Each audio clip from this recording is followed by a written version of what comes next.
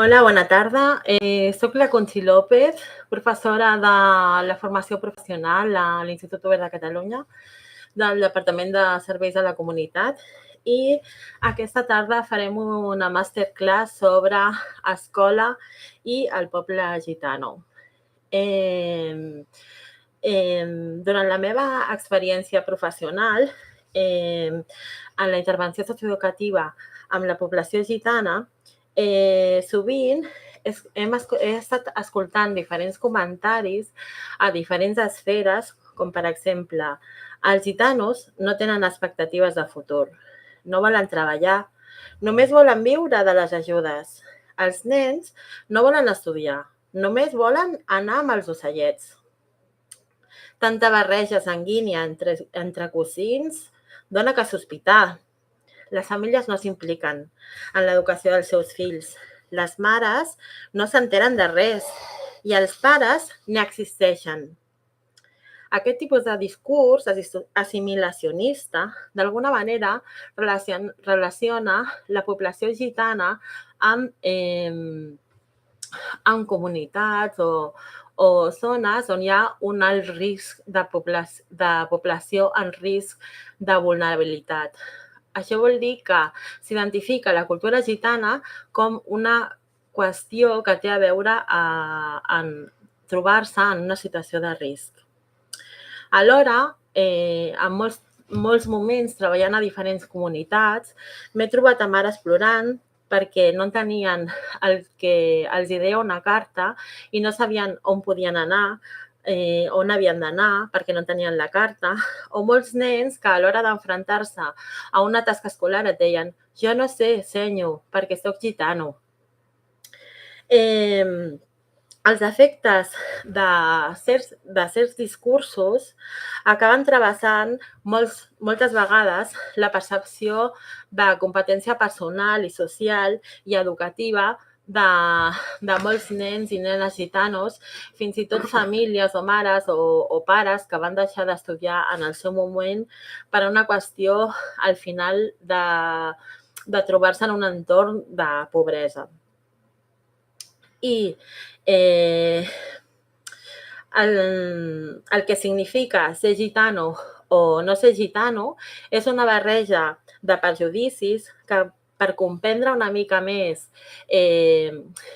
com s'articulen, com influencien, què ha passat a nivell sociohistòric, avui hem convidat en Paco Vargas.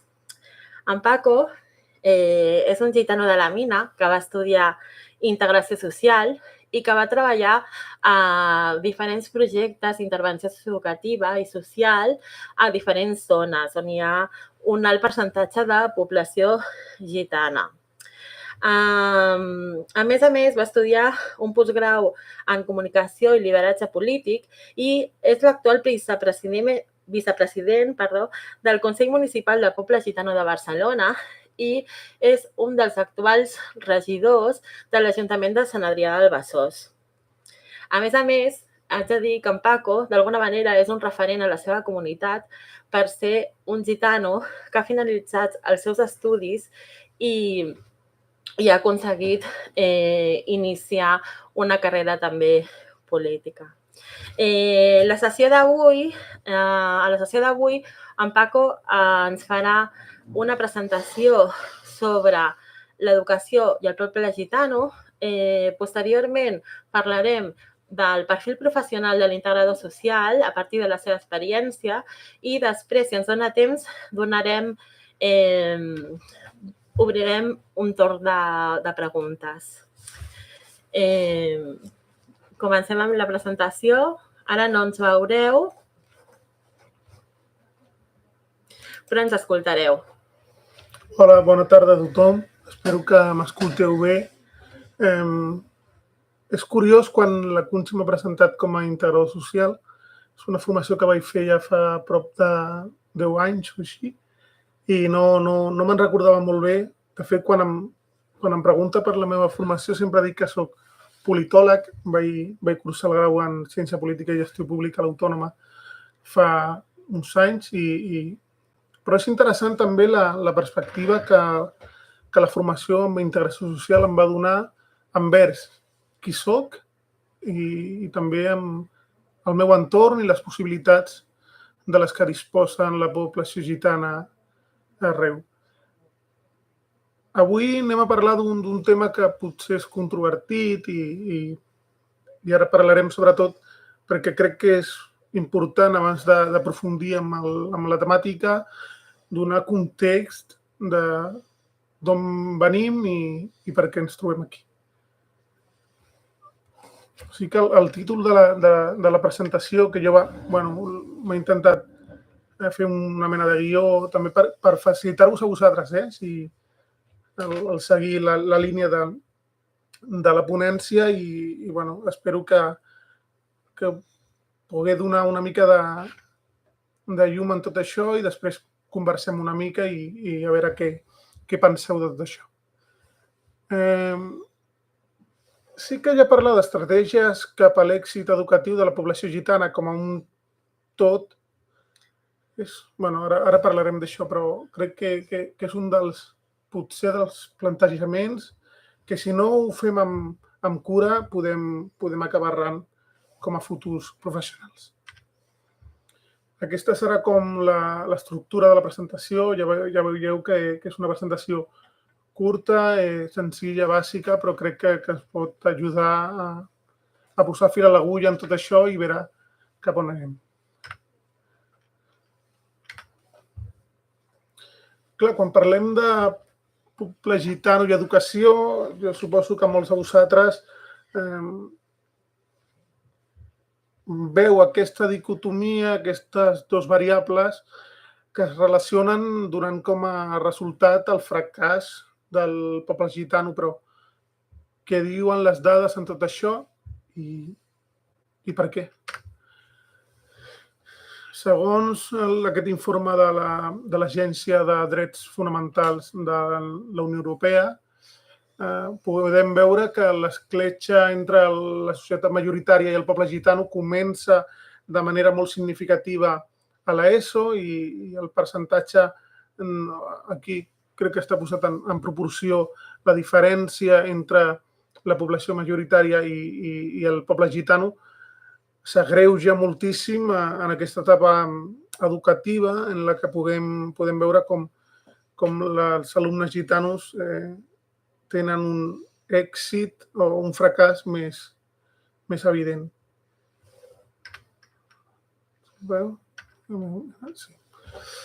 L'abandonament prematur, que jo crec que és un dels factors fonamentals en tot això, és 50 punts superior a la resta de la societat i podem veure com també parlant del poble gitano entre les dones és també l'abandonament, tot i que no de manera molt significativa, també és lleugerament superior a la de la resta de persones gitanes, sobretot en edats tempranes.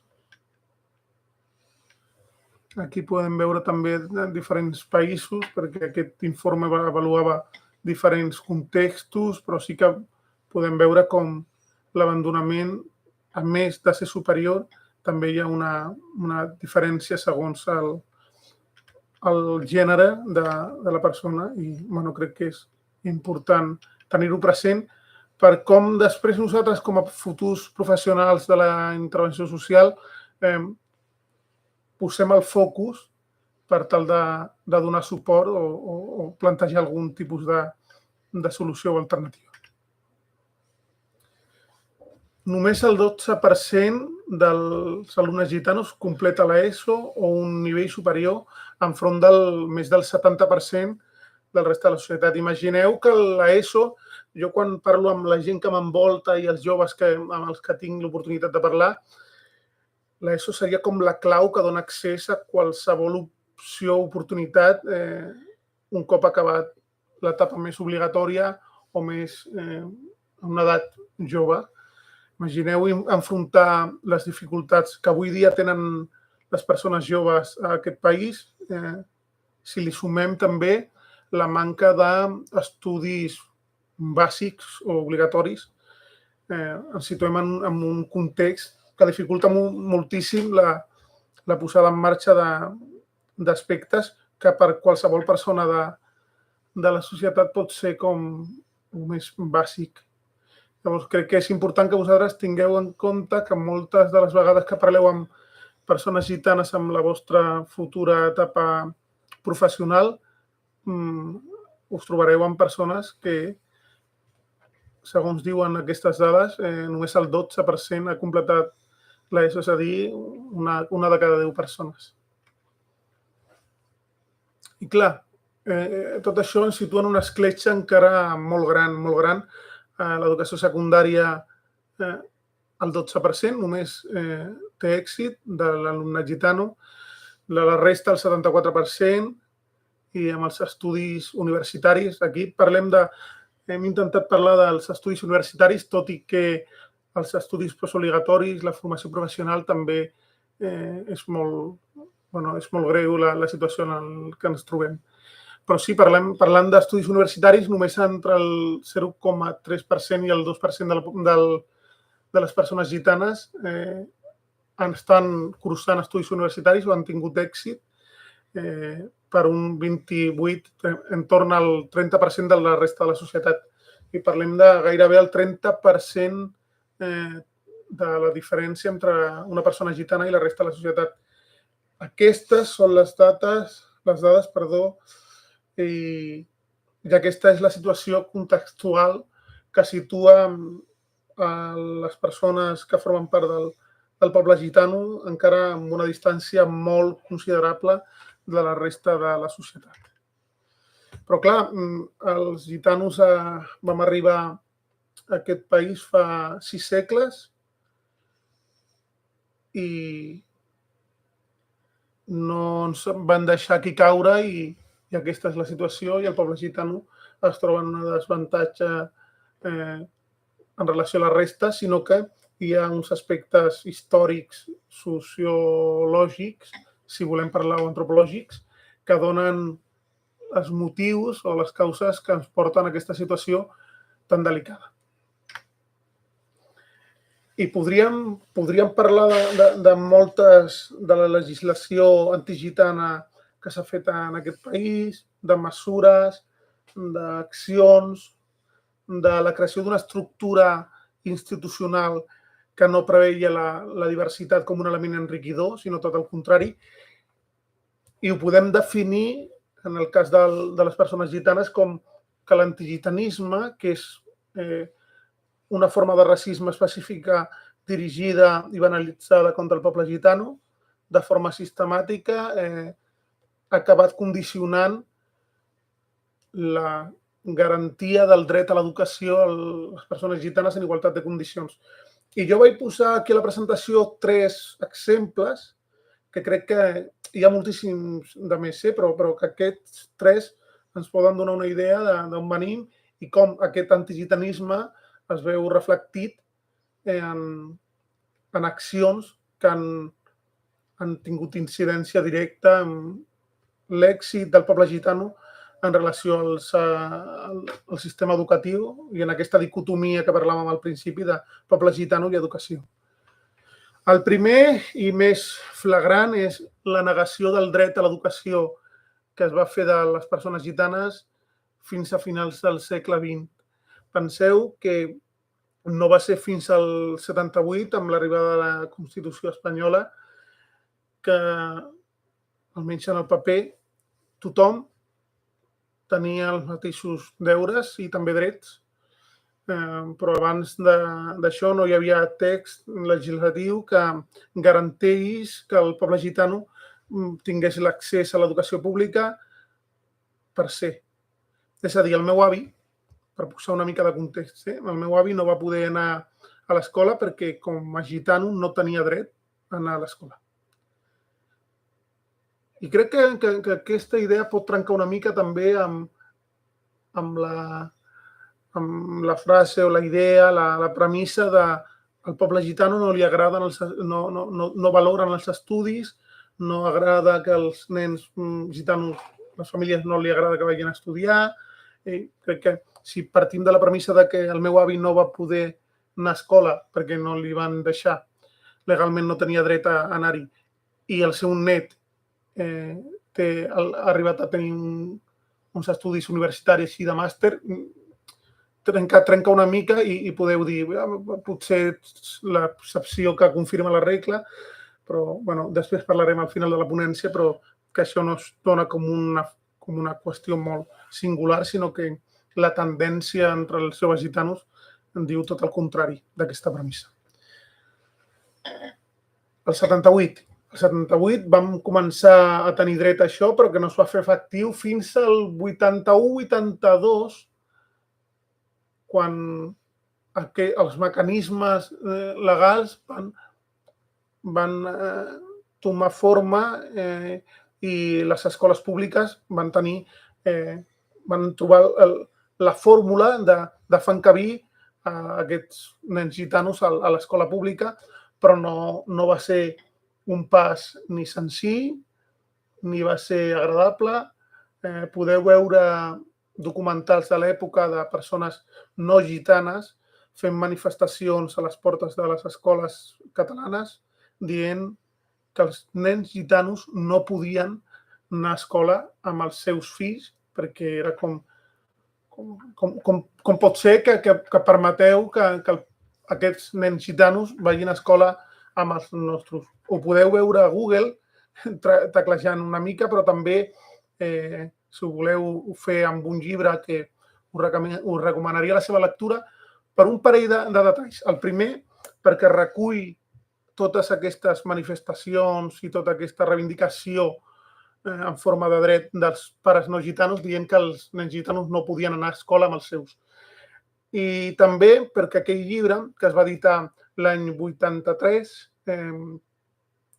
afirma de manera científica, per dir-ho d'alguna manera, algunes situacions i fa una diagnosi de la situació educativa del poble gitano, que el 83 era ciència social i que avui dia molts de vosaltres us ficaríeu les mans al cap. El llibre es diu Gitanos, problemes socioeducativos. El podeu trobar, val 10 euros, una cosa així, però el podeu veure per veure les barbaritats que s'afirmaven als començaments dels anys 80 i que molts d'aquests discursos, d'aquestes idees, encara es mantenen avui dia. Aquest és el primer supòsit del que parlaven. Parlem de la negació del dret a l'educació als alumnes gitanos fins a una etapa posterior a l'aprovació de la Constitució espanyola del 78. Un segon supòsit, que era el de la invisibilització de l'aportació gitana a la història, a la cultura, tradicions i al ser d'aquest país. Com he comentat anteriorment, el poble gitano va arribar aquí a la península Ibèrica fa 600 anys. Jo diria que l'entrada del poble gitano, si no erro de memòria, va ser el 1425 i sembla ser que no hi som. No sé si algú de vosaltres recorda associar a història o alguna assignatura de la vostra etapa educativa obligatòria on es parlés de l'aportació que ha fet el poble gitano a nivell històric i cultural. És curiós, perquè ni tan sols per parlar de la persecució que es va fer del poble gitano durant la Segona Guerra Mundial, que és un tema que es parla molt a l'educació obligatòria, fan menció que el poble gitano va ser el segon col·lectiu que va patir l'extermini dels nazis i va causar la mort i l'assassinat del 80% de la població gitana a Europa. Imagineu, 80% de la població gitana a Europa. I sembla ser que no va passar. O almenys el nostre sistema educatiu públic no fa menció d'això. La tercera premissa que jo me plantejava per aquesta ponència era la de que hi ha un problema real històric, que és el de les escoles segregades, on fa dècades es va instal·lar els joves alumnes gitanos i que posteriorment han acabat altres col·lectius que pateixen la mateixa mirada discriminatòria que el sistema verteix sobre nosaltres i i sembla ser que no existeixin. Que parlar d'escoles segregades a l'educació pública sigui una cosa, un tema tabú, però és un tema real, fruit de, entre d'altres coses, d'una política urbanística de la dictadura franquista, on es va obligar a la majoria del poble gitano que vivia a Espanya a viure en barris segregats. Jo soc de la Mina i potser algú de vosaltres ha escoltat parlar del barri de la Mina, però tant el barri de la Mina com Sant Roc, Sant Cosme, la Masia, Gavà, i parlem d'un context molt nostre, molt barceloní. Però la gent que va anar a viure a la Mina, a Sant Roc, als barris aquests que comentem, no van anar a viure perquè van voler, sinó que van ser obligats a viure en barris que es van idear com a barris gueto, segregats a la perifèria de la ciutat, i que es van acabar creant serveis i institucions amb la complicitat de la institució pública sense fer res, i que es van convertir en escoles segregades i no s'ha fet res en totes aquestes dècades per revertir una situació de greuge comparatiu molt important. Penseu que el barri de la Mina, i jo parlo del meu barri perquè és el que conec de primera mà, no va haver-hi escola pública fins als 15 anys de la seva creació. És a dir, imagineu, al començament dels anys 60 arriben un munt de famílies amb molts nens i no tenien escola al seu barri. A la Mina actualment hi ha censades 12.000 persones, al qual es creu que el 50% són joves en edat educativa. Potser quan van arribar als 60 no eren 12.000, però potser eren 7 o 8.000 persones. Penseu que ni que siguin 1.000 eren nens en edat escolar. Doncs no van poder anar a escola fins als 15 anys al seu barri. Aquesta situació no s'ha revertit de ninguna manera i provoca un desavantatge educatiu important. I parlem de tot això perquè és important parlar de com ens trobem, com hem arribat fins aquí i d'on partim. Intentaré anar una mica més ràpid perquè si no, no arribarem. Però sí, i aquí podem trobar com el gran tema quan parlem de poble gitano i educació, que és l'absentisme o l'absència d'assistència a l'escola. Per haver parlat, com ho hem fet aquests minuts, no sé si considereu que l'absentisme és una causa o una conseqüència d'una situació històrica que discriminatòria, de desigualtat social, que no s'ha revertit en democràcia. I és important perquè a l'hora d'abordar la problemàtica de l'absentisme com a temàtica troncal per parlar de l'èxit educatiu, ja sigui de poble gitano o de la resta, és què podem fer nosaltres com a professionals per revertir aquesta situació. I jo crec que tenir present les causes i conseqüències que se'n deriven de tot de l'absentisme en si és molt important, però és molt important tenint en compte el context i l'històric que precedeix a aquesta situació. Després és important quan... Això jo ho vaig aprendre d'un company que em deia sempre que era millor parlar d'èxit i no d'absentisme, és a dir, o parlar d'assistència i no d'absentisme, perquè el llenguatge era molt important a l'hora de parlar amb les famílies i amb els alumnes. I jo crec que vosaltres, com a futurs professionals, heu de tenir en compte tot això. El llenguatge construeix realitats i amb aquestes realitats, que moltes vegades seran realitats entre vosaltres i una família concreta, un alumne concret, s'ha fet aquesta construcció a través d'un llenguatge equivocat o distorsionat. És important parlar en positiu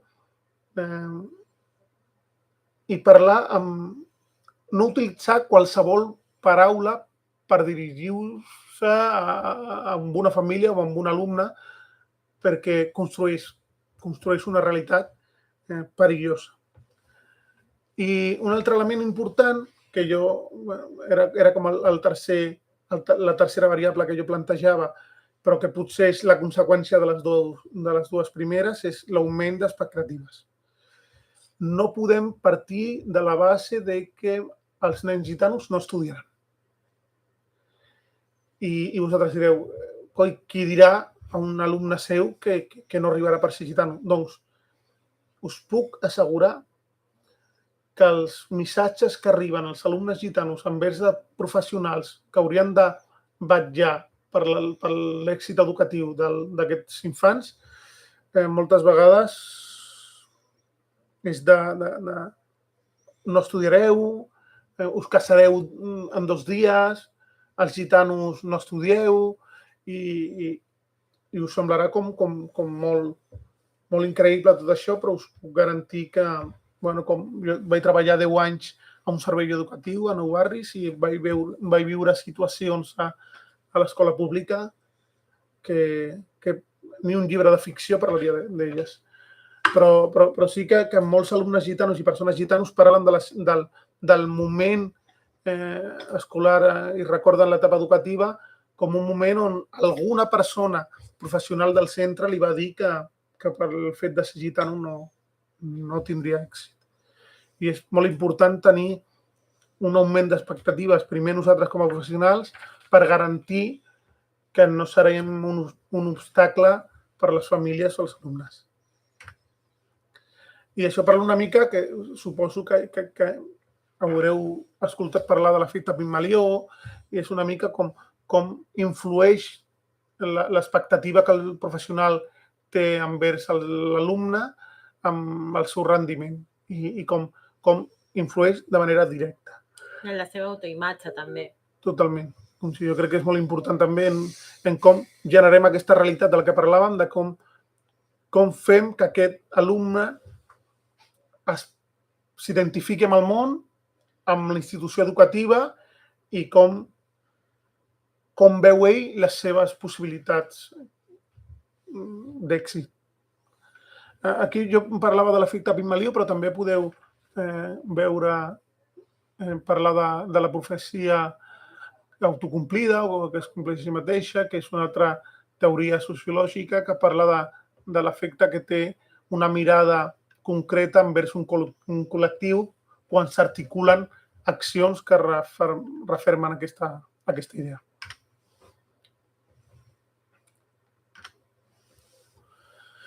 Jo vaig treballar com a promotor escolar durant 9 anys, com 9 cursos, com us he dit, i... Bueno, podries explicar què és ser promotor escolar, perquè poder hi ha gent que no coneix aquest programa. El programa de promoció escolar és un programa en el que persones gitanes formen part del servei educatiu del territori i treballen amb els alumnes per millorar l'assistència a l'escola. I amb les famílies. Abordant tot un diferents eixos, entre els que destaquen els 3 que jo us comento ara. El primer és com treballem amb els centres educatius, com garantim que el clima del centre educatiu no serà violent o de confrontació per l'alumne per raó de condició sexual, origen o cultura. I és important que els centres educatius entenguin que també han de fer una feina per millorar les seves condicions per tal de garantir d'aquesta manera l'èxit dels seus alumnes.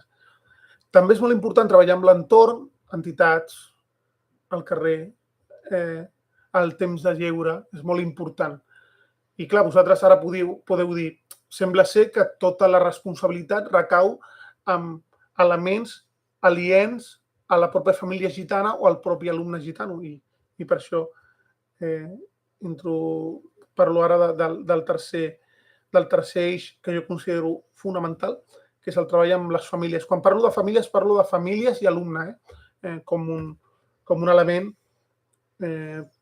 nuclear i crec que és molt important parlar amb les famílies, sobretot per fer una feina, si cal, d'acompanyament i de suport, tenint en compte, i parlem una mica també del que parlàvem abans, que era que moltes d'aquestes famílies no van tenir l'oportunitat de formar-se, d'anar a escola, i un aspecte que pot ser natural en el teu entorn més immediat no és comparable amb la situació que va viure aquesta família.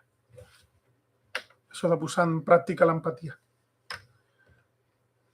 I a mi em fa gràcia això de noves estratègies, perquè jo he escoltat parlar moltes vegades d'això de noves i no puc estar més en contra de tot això.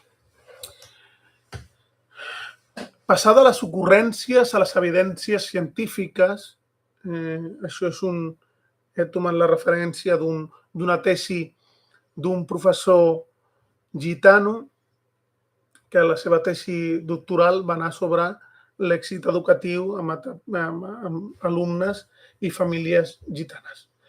I ell parlava amb la seva tesi que és molt important proposar eines de solució, de treball, d'acció amb les famílies gitanes que tinguin un aval científic. És a dir, no val tot amb els alumnes o les famílies gitanes.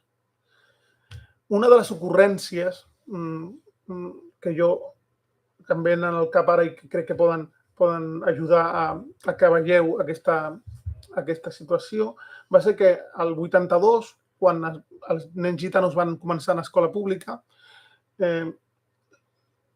l'institució va creure convenient generar un element que ajudaria a la seva integració i a no conflicte amb la resta de l'alumnat, i va ser crear les aules pont. Les aules pont eren una eina on tots els alumnes gitanos, sense diferència d'edat, anaven a aquella aula. Imagineu, tots els alumnes gitanos del centre, nens que no havien tingut dret a l'escola mai. Arriben a l'escola i el seu primer contacte amb l'escola és tots els gitanos juntets. Perquè entre els gitanos us enteneu, estareu còmodes, no hi ha evidència científica que demostri que això serà una garantia d'èxit amb els alumnes gitanos.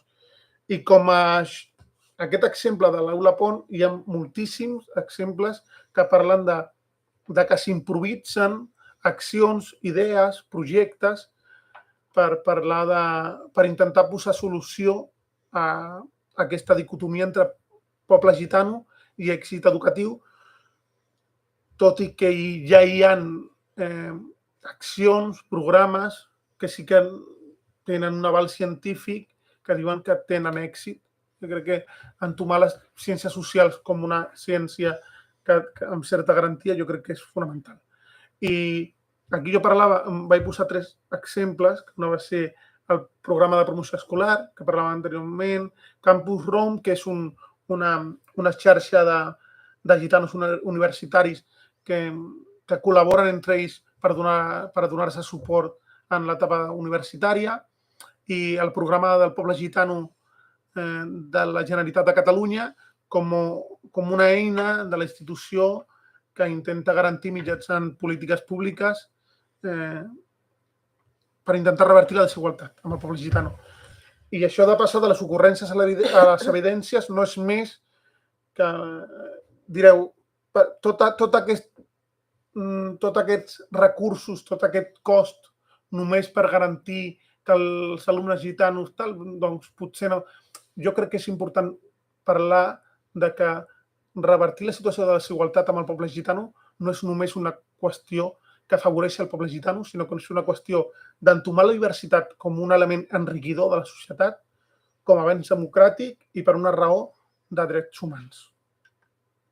El racisme, i en aquest cas l'antigitanisme, és un element que fa malalt a la societat i com a societat hem d'intentar de lluitar contra ells. passar de les ocurrències a les evidències ens situa en un escenari en el que més de 100 persones gitanes estan cursant avui dia estudis universitaris i parlem d'això. La recerca en ciència social ens demostra que les accions que han tingut com a base una garantia científica reporta èxit. Jo crec que sí. I fins aquí la ponència. Jo crec que hem pogut contextualitzar una mica i ara, si us sembla, parlem sobre què considereu, fem algunes preguntes i sí, abans de passar al torn de preguntes, al torn obert de preguntes, a mi m'agradaria que expliquessis quins... O sigui, no parlarem de cultura gitana perquè hi ha una diversitat molt important i no és el mateix parlar dels gitanos de la Mina que dels gitanos de Gràcia, que dels gitanos de Sant Cosme o Sant Roc o d'Andalusia, per exemple. Llavors, sí que hi ha aspectes que quan tu treballes com a integrador social o com qualsevol interventor a nivell socioeducatiu o social del poble gitano, que s'haurien de tenir en compte, o sigui, per conèixer, o sigui, hi ha una cosa fonamental quan un comença a treballar en una comunitat, parlem de comunitat, no parlem d'una cultura, d'acord? Que és conèixer el context, no? Però quan parlem de treballar de quines són les regles que s'articulen dins d'aquesta comunitat, sí que hi ha uns aspectes al poble gitano que es repeteixen en diferents comunitats de diferents zones gitanes i crec que són molt importants perquè d'alguna manera conèixer aquests aspectes et donen eina com a interventor per poder generar un vincle en la intervenció i poder treballar amb el poble gitano, no des d'una posició de donar una assistència a un projecte, sinó de fer un treball conjunt, des d'una mirada de reconèixer a l'altra persona com un interlocutor vàlid, com una persona que pot aportar tant com qualsevol, encara que jo tingui uns estudis i tu no, o jo tingui una professió o una especialitat i tu no la tinguis, no? Llavors... Sí, jo crec que és fonamental i molt acertat parlar d'acceptar l'altre com a interlocutor vàlid. És fonamental. Les famílies gitanes no poden apropar-se a una institució pública i tenir la sensació de que els tracten com si siguessin tontos. Perquè a ningú li agrada que el tractin com a tonto. Llavors, quan tu t'apropes a l'escola dels teus fills i la mestra canvia d'idioma i comença, quan estava parlant en català, comença a parlar en castellà, et parla més lent, fa cosetes amb les mans, no és necessari. No és necessari. Sí que els codis moltes vegades es poden aprofitar i el poble gitano com a poble, i crec que és important també parlar d'això, perquè moltes vegades haureu escoltat el tema de col·lectiu gitano, no sé què. El poble gitano no és un col·lectiu, podria ser una comunitat, podria ser un poble gitano, però no un col·lectiu. Un col·lectiu té altres components i el poble gitano no és així, perquè, de fet, parlar del poble gitano com un col·lectiu fa que tots siguin culpables del que ha fet un altre, els fa membres d'un tot que no és real. El poble gitano és molt divers i si parlem de cultura gitana podríem parlar de cultures gitanes, però sí que hi ha elements que compartim, el respecte a les persones grans, el sentit de família com un element extens, i jo crec que com a professionals de l'acció social és important que valoreu com es reporta els aspectes positius d'una persona gitana a un membre de la seva família, com tractar amb respecte a una persona gran serà un element positiu davant d'un nen o un jove gitano. Sí, podríem posar un exemple, no? O sigui, per exemple, si en una escola un nen o una nen gitana s'està portant malament o està fent alguna cosa i tu li dius alguna cosa i no et fa cas, no?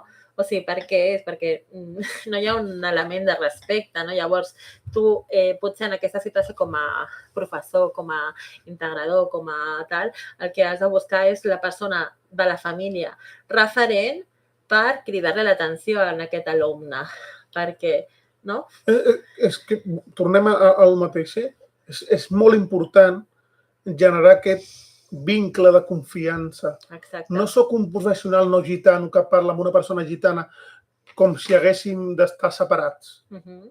I crec que aquesta distinció que moltes vegades es fa de les persones gitanes i la resta ja provoca una situació de distància que complica molt la creació d'un vincle i el vincle amb etapes educatives amb persones joves és fonamental. Sí, sobretot també el vincle amb les famílies, no? Si tu no tens un vincle amb les famílies amb les que treballaràs, doncs difícilment podràs tenir el respecte dels alumnes, no? Fins i tot quan hi ha un problema, no? Si hi ha un problema, no és un problema individual d'una família o d'un nen en concret, un problema al igual que les alegries, dins de la vostra comunitat no té sentit. I és molt important també com aquesta relació també és bidireccional.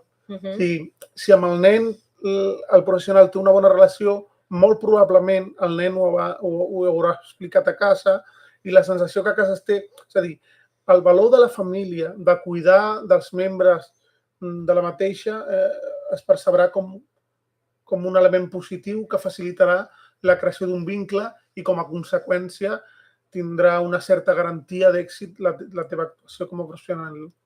Sí, tu, per exemple, en una de les entrevistes que et fan, et pregunten i què tal has viscut l'èxit, no?, d'haver acabat un postgrau, no? I tu a l'entrevista expliques, bueno, és que per mi un èxit com a individu, o sigui, no és un èxit, jo estic content, per mi és un èxit per tota la meva família. Per lo que representa la meva família. De fet, és curiós, el meu avi, el dia que em vaig graduar en el grau de polítiques, em va cridar perquè volia que la foto de l'orla la volia fer gran, posar-la allà al saló de casa i era com, no és necessari tot això. Però ell em comentava que era molt important el que representava per la família que ell no hagués pogut anar a l'escola i jo s'hagués graduat universitari. La distància entre una situació i l'altra respon a un èxit que hem tingut com a família. Llavors... Bueno, i pots explicar també d'on ve el teu avi, no? O sigui, el teu avi prové dels assentaments xabolistes, no? Va viure al Somorrostro, després un temps a la Perona i un temps al Camp de la Bota. És a dir, i se'l va obligar a viure després a la mina. Però parlem d'això, d'una situació familiar que ha evolucionat amb certa rapidesa i que parla d'un sacrifici, d'una aposta de tota la família per canviar la nostra realitat. Per això, si som capaços d'entendre que l'èxit d'un alumne gitano concret probablement s'entengui com un èxit a nivell familiar, potser la forma en què parlem amb ell, la forma en què plantegem la nostra intervenció sigui diferent. Bueno, ja hauria de ser diferent, no? Vale. A mi també m'agradaria que parléssim del tema del respecte als grans, no? Que una mica en la línia estàvem parlant, no? De que entendre, no? Que un nen no és un nen aïllat, o sigui, no és un nen, sinó és ell i la seva família, no? Va molt lligat tot el tema del respecte, no? O sigui, perquè si tu tens un bon vincle amb un nen, segurament tinguis un bon vincle també amb la família, no? O si tu tens un bon vincle amb la família, aquest respecte que et pot tenir la família o algun referent gran, no? Farà que el nen et tingui respecte a tu, no? I heu d'entendre d'on ve tot això. El poble gitano Sí. ha patit una persecució històrica a aquest país gairebé des que va entrar-hi. El poble gitano va arribar al país el 1425 i la primera llei contra el poble gitano va ser el 1499, és a dir, 70 anys després ja van començar a haver-hi lleis que perseguien directament el poble gitano. Llavors, trobar amb la família, amb el nucli familiar, un element de resistència, de supervivència, ha fet que puguem existir avui dia. Llavors, entendre la família com un element no només de formar part d'una família, sinó com un element de cura. De cura, de manteniment dels valors, no? I de protecció, no? És molt important. I potser dieu, hosti, la meva família jo també l'entenc d'aquesta manera, però enteneu que la família, si parlem del poble gitano en un context barceloní, català, serà una família més extensa. Sí, molt bé. Bueno, jo com a conclusions, no sé si vols dir alguna cosa com a conclusions. Sí, res, crec que és un bon moment i crec que tenim uns minuts per si voleu dir alguna cosa i conversar. Crec que tenir una conversa crec que és positiu. Sí, jo abans d'això, com a conclusió, sí que us volia dir que és molt important que conèixer el context on treballareu, perquè hi ha una diversitat tremenda, no? Quan parlem del poble gitano. És molt important conèixer quins gèneres discursius s'esdevenen en cada comunitat en concret, quines són les regles, quins són els referents, quins són els líders informals. ¿Vale? És molt important també considerar les persones com interlocutors vàlids, val? Amb un valor que això us permetrà generar vincles, ¿vale? I sobretot això, o sigui, conèixer el context i això us donarà molta facilitat per poder generar vincles. Sí? Vale, moltes gràcies, Paco. A vosaltres. Llavors, ara tenim uns 12 minuts per, si voleu fer alguna pregunta, les llegim a partir del xat que està obert i us contestem. I gràcies per assistir.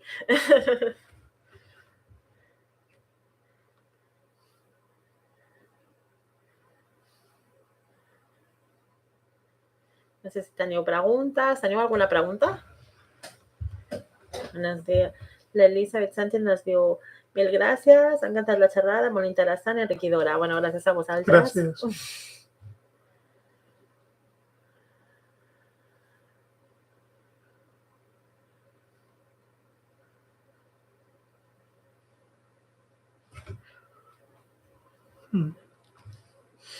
Mira, una pregunta. Com ho feies amb els docents? Ja que la mirada d'un docent i un promotor és totalment diferent. Moltes gràcies, Paco. Una bona pregunta. Gràcies a tu. Doncs crec que el fet de que jo com a promotor formava part del servei educatiu del territori legitimava la meva figura com a professional. I el que fèiem era que a començament del curs nosaltres presentàvem una proposta de pla de treball que incorporava el treball que faríem amb l'escola, amb la família i amb l'entorn. I quan parlàvem de l'escola, sempre havia una part que era amb els docents i una altra amb la direcció del centre. Però amb els docents era molt important parlar molt amb ells. Era molt important per mi poder parlar amb els profes, tenir espai per fer alguna xerrada com la que hem dut a terme ara i que al final refermava la posició professional del promotor amb l'escola. Perquè també és veritat, és veritat, és una realitat a la que almenys jo m'he enfrontat.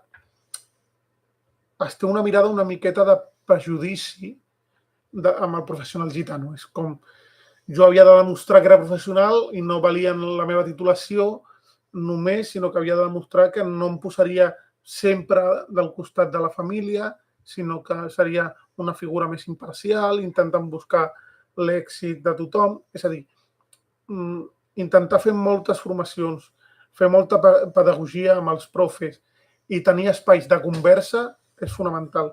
Sobretot tenir espais de conversa per compartir, perquè com a profe també tenen les seves dificultats, necessitats, i compartir un espai de dir, ei, que potser l'objectiu que tenim tant tu com jo és el mateix, com som capaços de generar estratègies que facilitin l'èxit o els objectius que busquem. El treball compartit, no? Llavors, fer equip. Al final és fer equip i no entendre el promotor per una banda, l'alumne per una altra, els profes per una altra, sinó intentar fer equip amb una tasca que era molt bonica, que era la d'educar els nanos.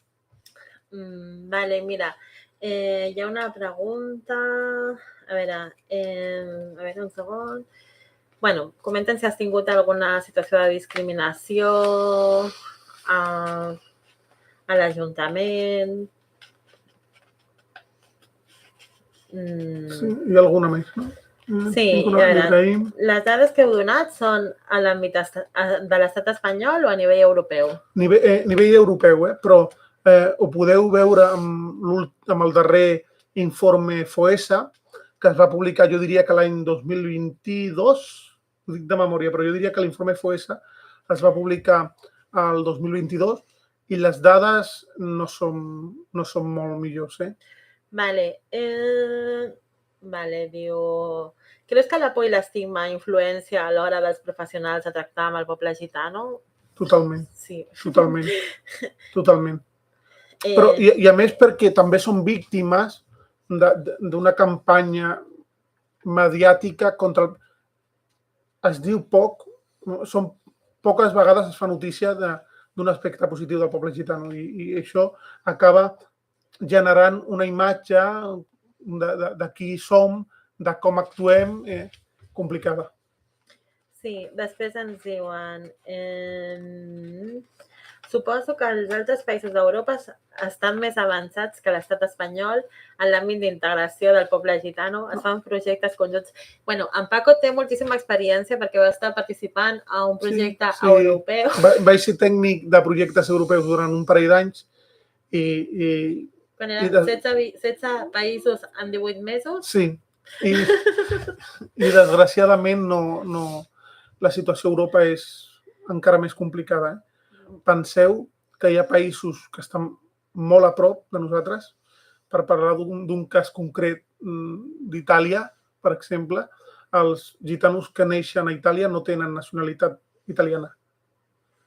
Encara tenen el seu document d'identitat, la nacionalitat d'origen dels seus pares o avis, en alguns casos, que pot ser que fossin persones migrants de països de l'est d'Europa, o jo he vist documents d'identitat que posa sense nacionalitat. I us parlo d'Itàlia, no cal anar molt més lluny. Però també hi ha una condemna de 2012 del Tribunal Europeu, jo diria que va ser República Txeca o Eslovàquia, per esterilitzar forçosament a dones gitanes. La situació no és molt millor. Vale, et diuen, amb l'actuació dins de l'entorn, com i on has treballat? En espais comunitaris.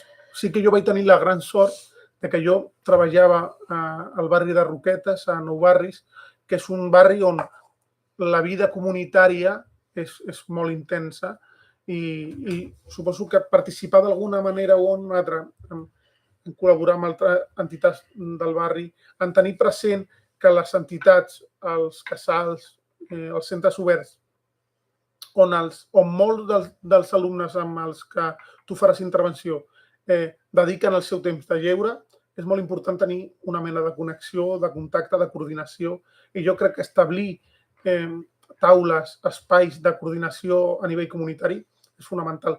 Jo ho vaig tenir molt senzill perquè aquests espais ja hi eren, llavors jo em vaig incorporar com a professional i vaig trobar que era molt profitós. Però sí que intentar revertir, disculpeu, repetir aquesta dinàmica o aquesta acció en altres contextos és molt interessant.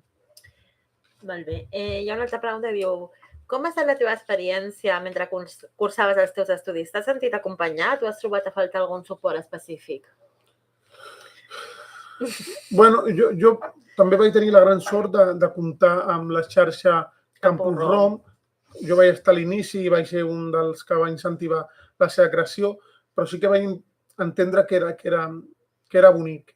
Era bonic, sobretot perquè els que van estar a l'inici d'aquella xarxa compartíem molt condicions materials.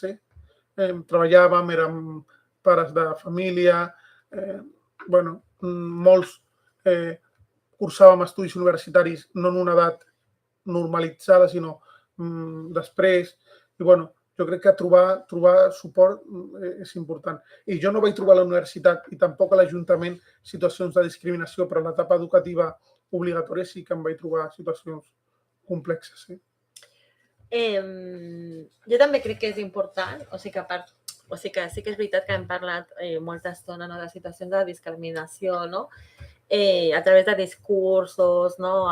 En diferents... Però també crec que val la pena que valorem també tots aquells professionals i profes i del món educatiu, no? Que no hem parlat de la gent que ens trobem, no?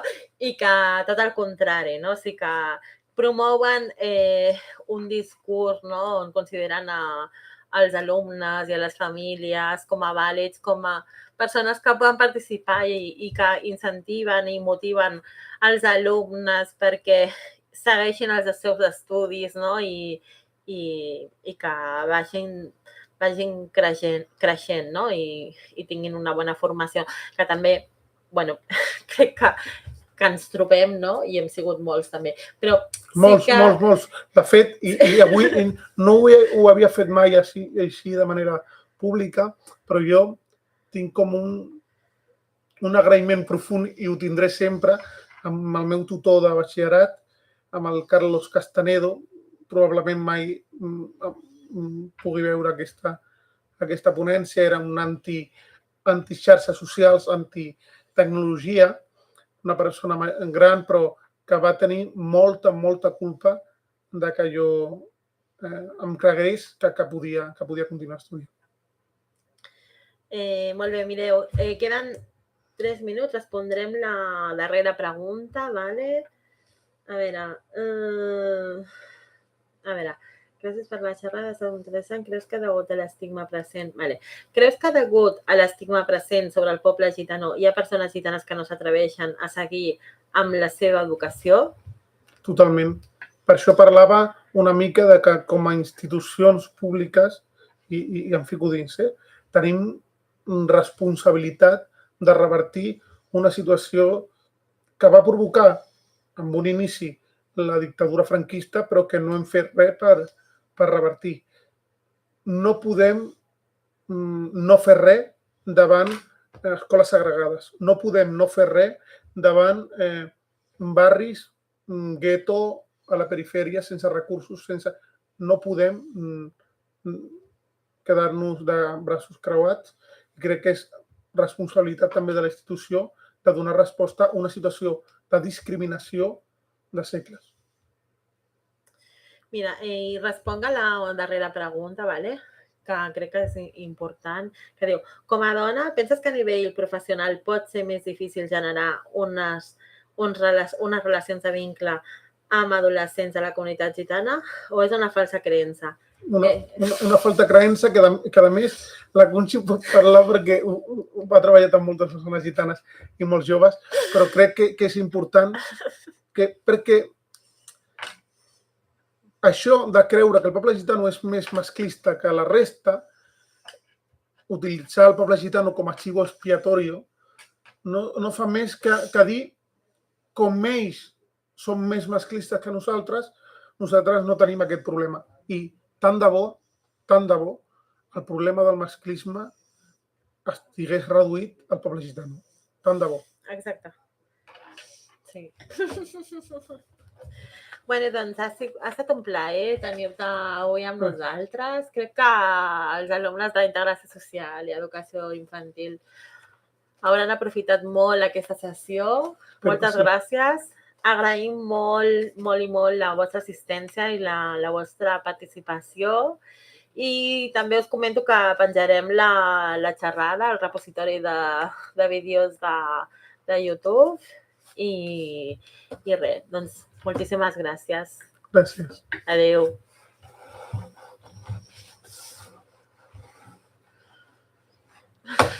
Tanco. Espera, a veure si puc tancar.